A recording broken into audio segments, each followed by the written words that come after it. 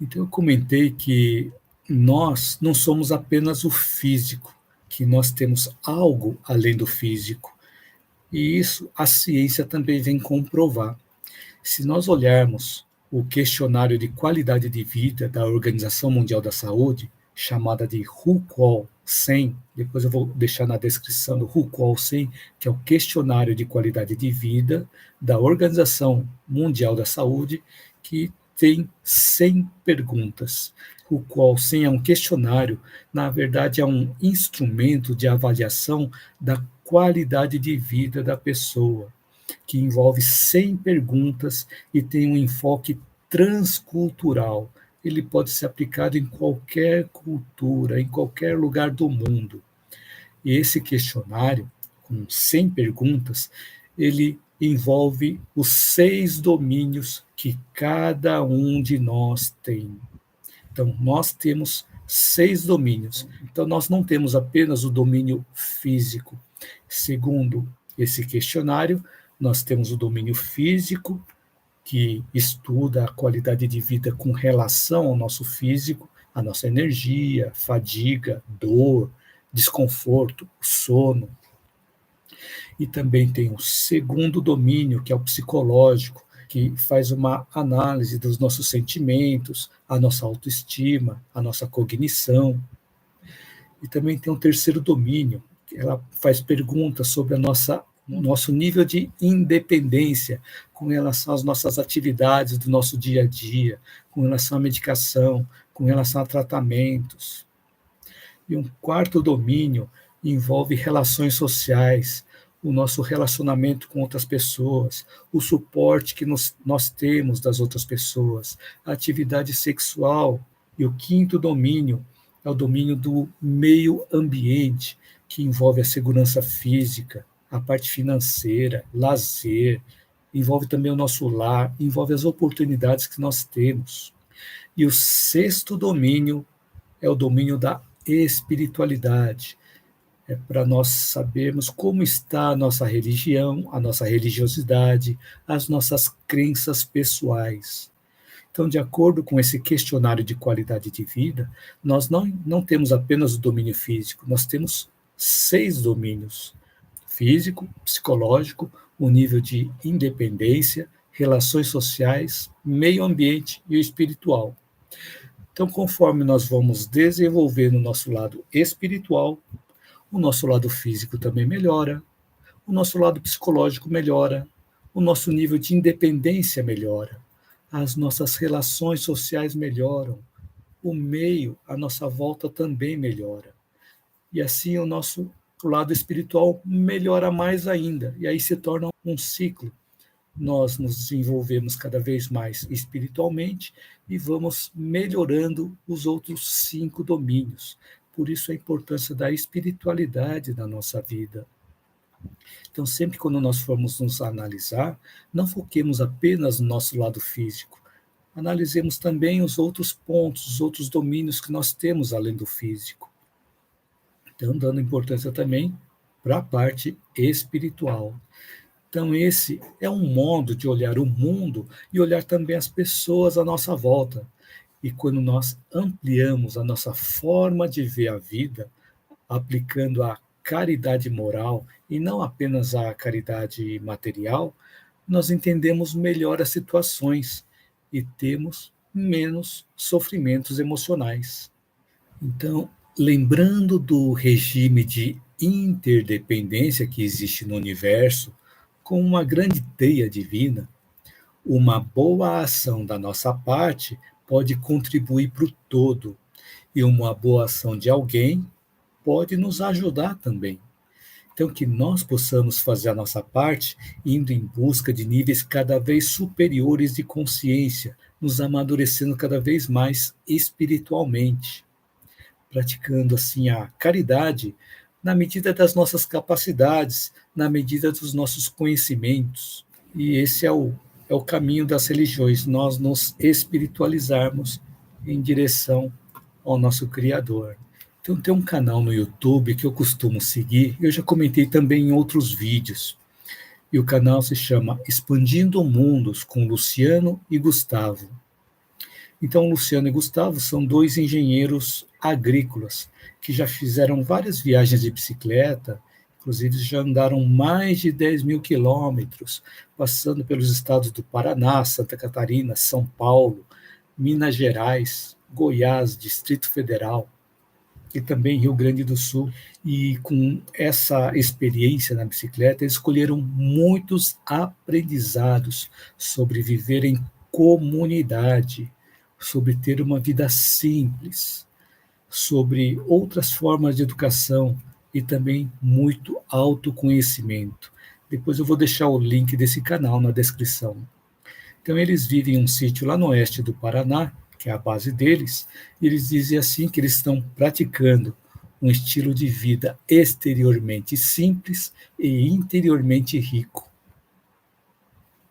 Em um dos vídeos que eu assisti, eles falam sobre a produção de alimentos saudáveis, produção de alimentos orgânicos que não impactem a natureza.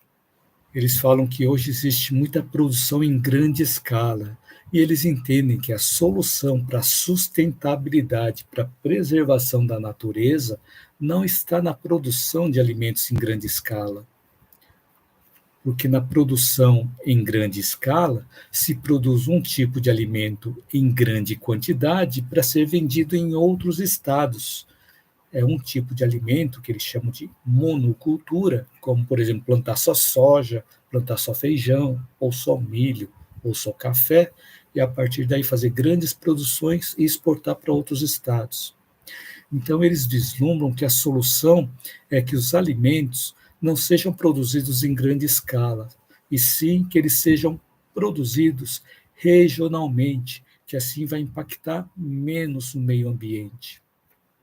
Eles falam que as pessoas da cidade ou do entorno podem produzir esses alimentos em pequena escala e poderem vender em um centro de distribuição. Mas eles sabem que essa mudança não vai acontecer de uma hora para outra, é um processo bastante demorado. Eu tive a experiência de ver esses pequenos produtores em uma feira de produtos orgânicos que acontece ou que acontecia 2 vezes por semana na cidade de Gonçalves, em Minas Gerais. Então, 2 vezes por semana, os produtores da região vendiam seus produtos nesta feira orgânica. Então, são pequenos núcleos produzindo alimentos em pequena escala para atender aquele mercado, para atender aquela coletividade, aquela região. E um outro ponto interessante também que eu vi é um espaço de artesanato na cidade de Socorro. Eles têm um espaço de artesanato onde vários artesãos eles produziam as suas obras e levavam até esse local e onde cada dia um dos artesãos tomava conta desse local, ajudando a vender aqueles produtos regionais. Bastante interessante também. Então, assim, são produtores de alimentos em pequena escala ou artesãos regionais que produzem o que eles têm de melhor para atender aquela comunidade. Então, segundo o Luciano e segundo o Gustavo, desse canal Expandindo Mundos, a ideia para impactar menos a natureza é produzir alimentos em pequena escala para ter menos impacto na natureza. E assim, tendo vários produtores em pequena escala espalhados pelo Brasil, esses produtores vão impactar menos no Brasil. E se isso se expandir para outros países, vai impactar menos também o planeta. Então, olha só a forma que eles colocaram, a forma que eles posicionaram a plantação, a agricultura. É uma nova forma de ver a agricultura, para ter menos impacto ambiental. Eles falam assim que, mais do que pensar de forma padrão, nós devemos pensar de acordo com as necessidades, para nós sairmos do padrão. Que no caso deles, as necessidades era a preservação cada vez maior da natureza. Para que a natureza possa ser cada vez mais preservada, eles falaram sobre essa produção em pequena escala. Então, para que nós possamos fazer isso, nós podemos fazer o que nós temos de talentos, o que nós temos de potenciais interiores, o que estiver dentro das nossas possibilidades, com as ferramentas que nós temos disponíveis, para focar no que realmente importa. E a partir daí, nós fazemos o nosso melhor com os recursos que nós temos. Então, por exemplo, para nós ajudarmos a construir um mundo melhor, nós devemos sair do pensamento padrão, que é pensar em resultados em grande escala. E nós, como indivíduos, podemos considerar os nossos talentos, os nossos potenciais, como sendo a matéria-prima para a produção da nossa parte na obra e poder contribuir com a coletividade, mas em pequena escala. Mas onde podemos produzir a nossa obra em pequena escala para atender a comunidade mais próxima a nós? Nós podemos começar com núcleos menores da sociedade, por exemplo, dentro do nosso lar, e nós começarmos a expandirmos até onde o nosso raio de ação alcançar, sempre procurando fazer o nosso melhor para ajudar a fazer um mundo melhor, para que a comunidade em que nós vivemos esteja cada vez melhor. Mas fazermos isso com os recursos que nós temos à nossa disposição e não esperarmos um mundo ideal para que nós possamos começar a tomar uma ação. Então, tomemos uma ação com os recursos que nós temos agora à nossa disposição. E pouco a pouco nós vamos expandindo as nossas capacidades. Então, imagine cada um de nós utilizando os nossos talentos, utilizando os nossos potenciais em pequena escala para um mundo melhor. Teremos vários núcleos produtores do bem, e à medida em que nós vamos conseguindo atender em pequena escala, as oportunidades vão surgir para que possamos atender em escalas cada vez maiores. Então, existe até aquela frase que diz assim: quem é fiel no pouco, também é fiel no muito. Então, essa forma de olhar e de seguirmos com a nossa vida, procurando ajudar em pequena escala, ao invés de querermos abraçar o mundo, nos alivia de muitos pesos desnecessários.